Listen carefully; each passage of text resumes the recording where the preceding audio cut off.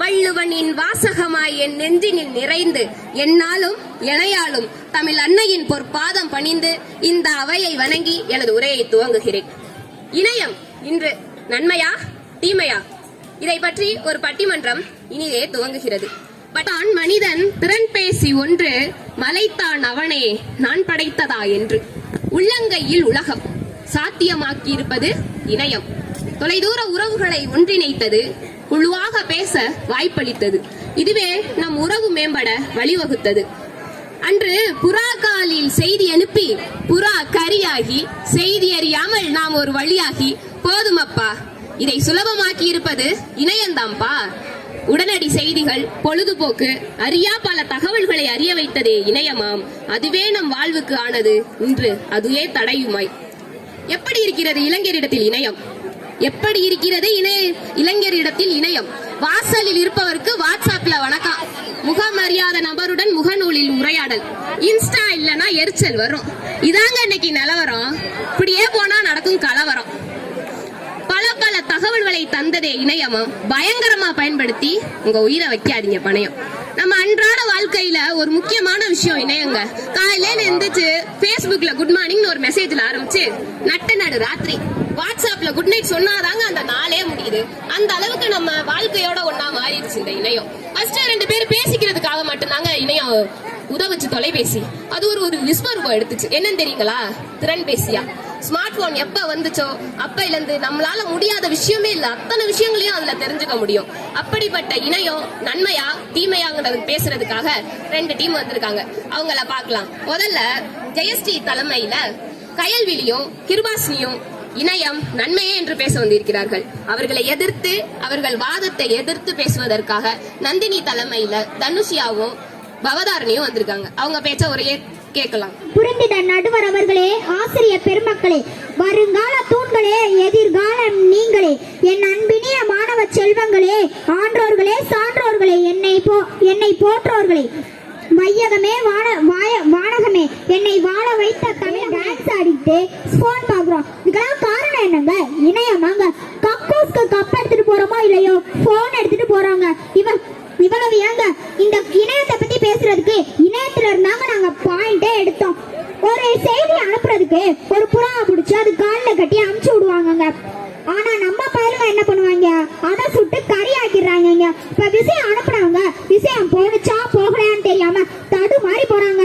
ஆனா இப்ப அந்த கவலையே இல்ல. வீட்ல இருக்கும் போதே போன் எடுத்து சொல்லிட்டா கவலை முடிஞ்சிச்சு. Dad's little princess. இப்ப இருக்கிற பொம்பளை பிள்ளைங்களாம் ரொம்ப அப்பா சொல்லுங்க. பிறந்த வீட்டுல இருந்து புகுந்த வீட்டுக்கு போறாங்கன்னா அங்கே சமைக்க சொல்றாங்க. உடனே அம்மாவுக்கு கால் பண்றாங்க. அம்மா போன் ஒரு சில நேரம் எடுக்கலாம், எடுக்காம போகலாம். இந்த நேரத்துல அப்பாவோட பெருமையையும் பிறந்த வீட்டோட கௌரவத்தையும் காப்பாத்துறது எதுங்க? நம்ம இணையம் தாங்க. உட்கார்ந்த இடத்துல யூடியூப்பை டச் பண்றோம், சமையல் குறிப்புன்னு போடுறோம், அடுக்கடுக்கா வந்துகிட்டே இருக்கு. டச் பண்ணி அப்பாவோட பெருமையையும் பிறந்த வீட்டோட கௌரவத்தையும், தமிழின் தொன்மையும் பேச்சின் தன்மையும் என் பேச்சில் இருக்கும் உண்மையையும் துணையாக கொண்டு வெற்றியோ தோல்வியோ எதுவரினும் கடமையை செய்வோம் என்று கூறி விடைபெறுகிறேன். நன்றி, வணக்கம். ரெஸ்டாரண்ட் ஒண்ணு போறோம், எல்லாரும் பாப்பாங்களே அப்படின்னு சொல்லிட்டு ரிச்சா இருக்கணுமே அப்படின்னு சொல்லிட்டு பேரு தெரியாத ஃபுட் எல்லாம் ஆர்டர் பண்ணிட்டோம். எப்படிங்க சாப்பிடுறது? சாப்பிட தெரியல. உடனே கூகுள் எடுக்கிறான், இந்த ஃபுட்டை சாப்பிடுவது எப்படி? அதுல வருதுங்க. அதை அழகா பயன்படுத்தி சாப்பிடுறா, ரிச்சா இருக்கான். டீசன் காலத்து பொண்ணுங்களும் அடக்க உடக்கமா தான் இருக்காங்க, ஆண்களும் அடக்க உடக்கமா தான் இருக்காங்க. எப்படி? இணையத்துல அடங்கி போய் பஸ்ல போகும்போதும் சரி, நடந்து போகும்போதும் சரி, போனை பார்த்துக்கிட்டே போறாங்க. நடுவர் அவர்களே, இந்த இளையம் மூலமா யாருன்னே தெரியாத ஒருத்தரோட பேச ஆரம்பிச்சு அது தப்பான உறவு முறையில போய் முடிஞ்சு பாதிப்பை ஏற்படுத்திக்கிட்டு இருக்கு. இப்ப இந்த காலத்து பசங்களுக்கெல்லாம் கல்யாணமே தேவையில்ல, கையில போன் இருந்தா போதும். பொண்ணுங்களுக்கு அப்படித்தான், கல்யாணமே தேவையில்ல, கையில போன் இருந்தா போதும். நேத்து என் ஃப்ரெண்ட பார்த்தேன், அவ கண்ணெல்லாம் கருவளையமா இருந்துச்சு. என்னன்னு கேட்டா 10 மணி வரையும் போன் பார்த்தேன், அதான் கருவளையம் வந்துருச்சுன்னு சொன்னான். அதான் அது தீமையை தருதுன்னு தெரியுது இல்ல, அப்புறம் எதுக்கு பயன்படுத்தினு நான் கேட்டேன். இந்த இணையத்தினால கண்வலி, தலைவலி, நரம்பு தளர்ச்சி, மூளை புற்றுநோய்னு பல நோய் வருதுங்க. அதன் பிறகும் ஏங்க நம்ம இந்த இணையத்தை பயன்படுத்தணும்? எனவே இணையம் தீமைகளே தருகின்றன. முகம் சரியா இருக்குண்டா அப்படின்னு உங்க முகத்தை மாத்தி வச்சா என்ன செய்வீங்க? அதுக்காக சரியா இருக்கணும், கவனமா இருக்கணும், கரெக்டா இருக்கணும். சரிங்களா? போதும் அவங்க தன்னால இப்ப இருக்க பச்சை பிள்ளைங்களுக்கே போன் தேவைப்படும் போது நம்மள மாதிரி இளைஞர்களுக்கும் மாணவர்களுக்கும் போன் தேவைப்படாதா என்ன? அது மட்டுமா, ஒரு தகவலை அறிஞ்சுக்கணும், ஒரு தலைவரை பத்தி தெரிஞ்சுக்கணும், இதுக்காக நூலகம்லாம் போய் படிக்கணுங்கிற அவசியமே இல்லைங்க. போன் எடுக்கிற 2 தட்டு தட்டுறான், உடனே அவங்கள பத்தி வருந்தது, அதனால படிச்சுக்கலாம். இதனால நமக்கு எப்பெல்லாம் நேரம் மிச்சம்னு தெரியுமா? அது மட்டுமா, முன்னாலாம் ஏதாச்சும் வேலை கிடைக்கணும்னா நேரா பஸ்ஸா ஏறி இறங்கி இன்டர்வியூ வச்சு அது மூலமா வேலை பெறுவோம். ஆனா இப்ப அப்படி தேவையே இல்லைங்க. போன் எடுக்கிறோம், அதுல கேள்வி கேட்கறாங்க, நம்ம பதில் சொல்றோம், அவ்வளவுதான், உடனே வேலை கிடைச்சிருது. இது நம்ம நேரத்தை தானே மிச்சப்படுத்துது.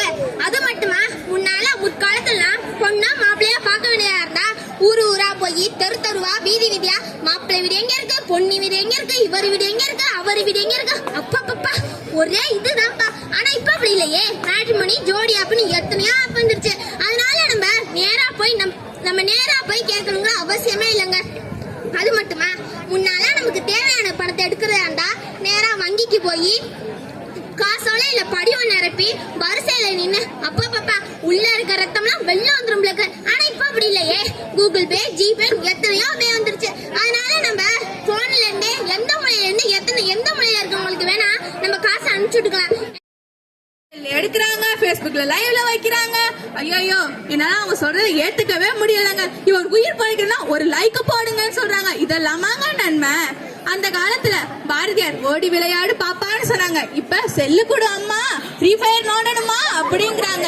அந்த காலத்துல எல்லாரும் கபடி, கிரிக்கெட், வாலிபால், ஃபுட்பால்னு விளையாடிக்கிட்டே இருப்பாங்க. ஆனா இப்ப ஃப்ரீ ஃபயர்ல குதிக்கிறாங்க, தாவுறாங்க, பறக்குறாங்க. எல்லாமே செல்லுக்குள்ளேயே நடந்துருது.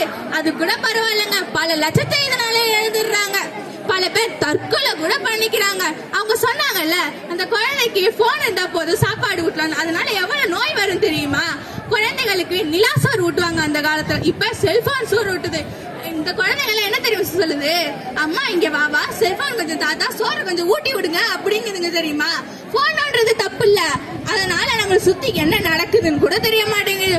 ஒத்தி போன் பேசிக்கிட்டு ஃப்ரிட்ஜ்ல இருந்து தோசை மாவு எடுக்குறா, தோசை கல்ல வைக்கிறா, எண்ணெய தடவுறா, மாவை ஊத்துறா, தோசை பட்டி எடுத்து திருப்பி போடுறா. தோசை மாவாவே இருக்கு, தோசையா மாறவே இல்லை.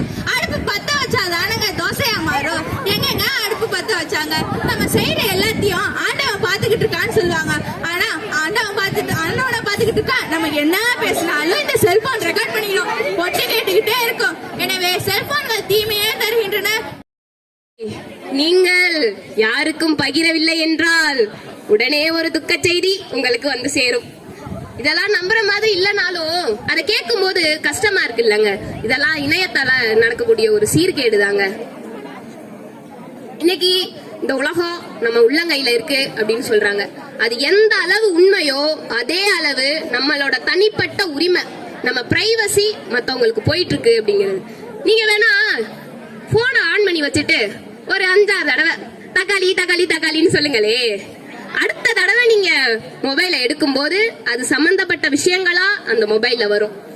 இதன் மூலமே நீங்க தெரிஞ்சுக்கலாம் இந்த உலகம் நம்மள கவனிச்சுக்கிட்டு இருக்கு அப்படின்னு சொல்லி. எல்லாரும் ஜாக்கிரதையாவும் இருக்கணும், பொறுப்பாவும் இருக்கணும். இறுதி கட்டத்துக்கு வந்துட்டோம். வாதங்கள், விவாதங்கள் இவைதாங்க நம்ம ஜனநாயகத்தை வளர்க்கும். அப்படி இணையம் நன்மையா தீமையா இந்த பட்டிமன்றத்தை ஏற்படுத்திய வடவாளம் அரசு மேல்நிலை பள்ளிக்கு நன்றியை தெரிவித்துக் கொள்கிறேன்.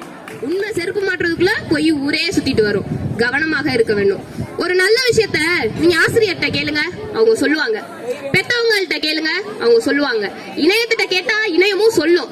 அதே நேரம் ஒரு கெட்ட விஷயத்த நீங்க பெத்தவங்கள்ட்டயோ ஆசிரியர்கள்ட்டயோ கேட்டா அவங்க சொல்ல மாட்டாங்க. இது உனக்கு தேவையில்லாத விஷயம்ப்பா, இது தப்பு அப்படின்னு சொல்லுவாங்க. அதே இணையத்திட்ட கேளுங்க, இணையம் சொல்லும். ஏன்னா இணையத்துக்கு நல்லது கெட்டது அதெல்லாம் தெரியாது. அதை சரியா பயன்படுத்த வேண்டியது நம்மளோட கடமை. அதுக்கு ஒரு உதாரணம் சொல்லட்டா? மீனுல முள்ளும் இருக்கும், அதுக்கு நம்ம உடம்புக்கு சத்துக்களை தரக்கூடிய சதை பகுதியும் இருக்கும். அதுக்காக மீன் தான் இருக்கே அப்படின்னு சொல்லி லவகுன்னு நம்ம சாப்பிடுறது கிடையாது. நிதானமா பொறுமையா ஒவ்வொரு முள்ளையும் எடுத்துட்டு அந்த சதை பகுதியை மட்டும் சாப்பிடுறோம். அது மாதிரி இணையத்துல நன்மையும் இருக்கு தீமையும் இருக்கு. அதை சரியா பயன்படுத்த வேண்டியது நம்ம கையில தான் இருக்கு. உங்களுக்கு இன்னொரு உதாரணம், அன்னப்பறவையை தெரியுமா? அன்னப்பறவை பாலையும் தண்ணியையும் பகுத்தறிஞ்சு குடிக்குமா. அந்த அன்னப்பறவை மாதிரி நம்ம நல்ல விஷயங்களை எடுத்துக்கணும், கெட்ட விஷயங்களை விட்டுறணும். டெக்னாலஜி, நம்ம அறிவியல் தொழில்நுட்பத்தை குறை சொல்லக்கூடாதுங்க. ஆளும் வளரணும், அறிவும் வளரணும், அதுதாங்க வளர்ச்சி.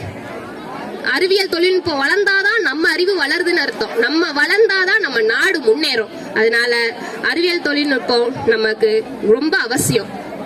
இணையம் இன்றைய இளைஞரிடத்தில் நன்மையே என்று தீர்ப்பளிக்கிறேன். தீர்ப்பை மாற்றி சொல்லு. நிகழ்காலத்திலயும் சரி, எதிர்காலத்திலயும் சரி, இணையம் நன்மைதாங்க.